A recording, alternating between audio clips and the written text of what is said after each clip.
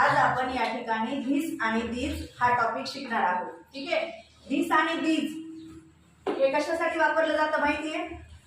जवळची वस्तू सांगण्यासाठी या ठिकाणी धिस आणि दीजचा वापर करतात. तर बघा, धिस म्हणजे हा, ही आणि हे. धिसचा अर्थ काय असतो? हा, ही, हे. एकवचनी असल्यासाठी या ठिकाणी धिस वापरतात. कोणती वस्तू एकवचनी असेल तर या ठिकाणी जसं की आता धिस इज अ चेअर म्हणजे ही खुर्ची आहे. आणि तेच जर तुमच्याकडे 2, 3 किंवा एकपेक्षा जास्त खुर्च्या असतील तर या ठिकाणी तुम्ही काय म्हणणार आहे? दीज आर चेअर्स म्हणजे ह्या खुर्च्या आहेत. मग या ठिकाणी बघा, आता जवळची वस्तू म्हणजे तुमच्या एकदम समोर अशी तुम्हाला दिसणारी वस्तू सांगण्यासाठी धिस वापरायची आणि ती एक असली पाहिजे. ठीक आहे. आता मी या ठिकाणी लिहिलं आहे this is a balloon. Balloon म्हणजे फुगा. मग तुम्ही काय म्हणणार? धिसचा अर्थ आहे हा, हा फुगा आहे. मग इकडे अनेक फुगे असतील तर काय म्हणणार तुम्ही?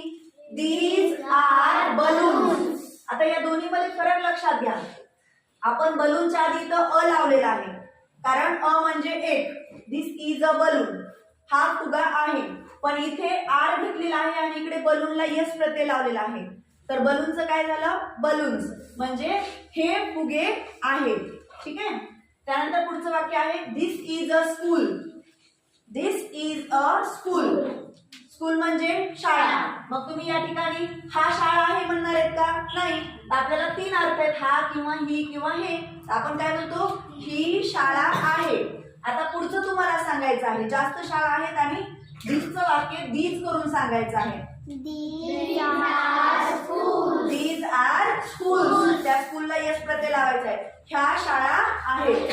त्यानंतर दिस इज अ चेअर. ही खुर्ची आहे. बोला.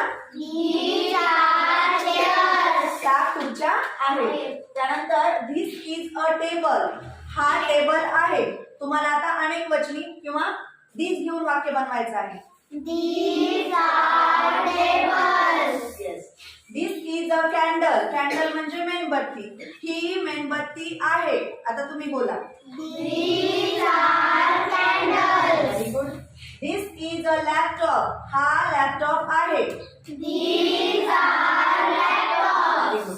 दिस is a tree. These are trees. Very good. This is a marble. Marble म्हणजे गोटी. तर या ठिकाणी तुम्हाला बनवायचं आहे ह्या गोट्या आहेत इंग्रजीमध्ये. These are marbles. Very good. This is a purse. These are purse. This is a ring. Ring म्हणजे अंगठी. हा. These are rings. Okay, very good. तर या ठिकाणी तुम्हाला असे छोटे छोटे शब्द घेऊन 50 वाक्य बनवायचे आहेत.